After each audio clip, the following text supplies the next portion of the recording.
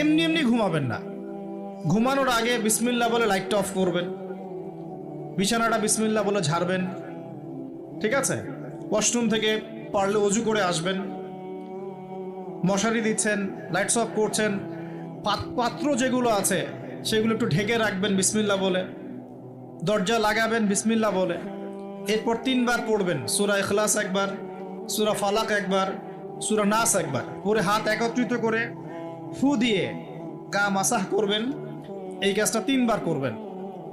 একবার আয়াতুল কুরসি পড়বেন, সূরা বাকারার 255 নম্বর আয়াত, আল্লাহু লা ইলাহা ইল্লা হুয়াল হাইয়ুল কাইয়ুম, এটা শেষ পর্যন্ত।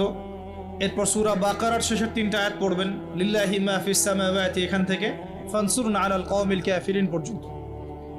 তারপর ডান কাতে পাশ ফিরবেন, বলবেন আল্লাহুম্মা বিইসমিকা আমুতু ওয়া আহইয়া। হাত নিবেন, হাতে গুনতে থাকবেন সুবহানাল্লাহ সুবহানাল্লাহ সুবহানাল্লাহ 33 বার, আলহামদুলিল্লাহ আলহামদুলিল্লাহ আলহামদুলিল্লাহ 33 বার, আল্লাহু আকবার আল্লাহু আকবার আল্লাহু আকবার 34 বার। ঘুমিয়ে যাবেন। এখন যদি আপনি 6 ঘন্টা ঘুমান, আপনি নবী সাল্লাল্লাহু আলাইহি ওয়াসাল্লামের সুন্নত অনুযায়ী ঘুমিয়েছেন, প্রত্যেক ঘন্টা ঘুমানোর জন্য আল্লাহ আপনাকে নেকি দিবে ইনশাআল্লাহ। এমনি ঘুমালে নেকি হতো না, রেস্ট নেওয়া হতো। আমি একজন ব্যক্তিত্বের কথা বলছি, যার প্রতিটা কাজ অনুসরণ করলে ইনশাআল্লাহ জানা অনুযায়ী আমলটা হয়ে যাবে, আল্লাহর কাছে আমরা মাকবুল হব ইনশাআল্লাহ। পারা যাবে ইনশাআল্লাহ। ঘুম থেকে উঠলেন, এমনি এমনি উঠে চলে যাবেন না। উঠেন, বসেন, বসে ঘুমের ভাব দূর করেন, দূর করে বলবেন আলহামদুলিল্লাহিল্লাযী আহইয়ানা বা'দামা আমাতানা ওয়া ইলাইহিন নুশুর। এবার বাথরুমে যান।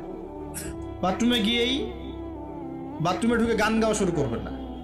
বাথরুমে ঢুকেই বাম পা দিয়ে ঢুকবেন, ঢোকার সময় বলবেন বিসমিল্লাহ, আল্লাহুম্মা ইন্নী আউযু বিকা মিনাল খুবসি ওয়াল খাবাইস। বাথরুমে কিন্তু জিন শয়তান থাকে। বাথরুমে কি থাকে? বিজ্ঞান এটা প্রমাণ করতে পারে নাই, এগুলো নাসা বিশ্বাস করবে না, কিন্তু আল্লাহর রাসূল যেহেতু বলেছেন আমরা বিশ্বাস করব। বিজ্ঞান কি সব আবিষ্কার করতে পেরেছে?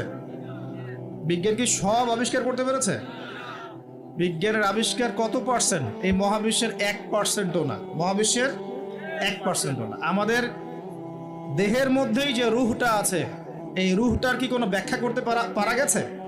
রুহটা কেমন, কঠিন না তরল না বায়বীয়, ব্যাখ্যা করা গেছে? ইয়াসআলুনাকা আনির রূহ কুলির রূহু মিন আমরি রাব্বি ওয়া মা উতীতুম মিনাল ইলমি ইল্লা কলিলা। আল্লাহ পাক বলছেন, হে নবী, তারা তোমাকে রূহ সম্পর্কে জিজ্ঞাসা করে, আত্মা সম্পর্কে জিজ্ঞাসা করে, তুমি বলে দাও এটা তোমার রবের আদেশ মাত্র। রবের আদেশে এসেছে, আদেশেই চলে যাবে।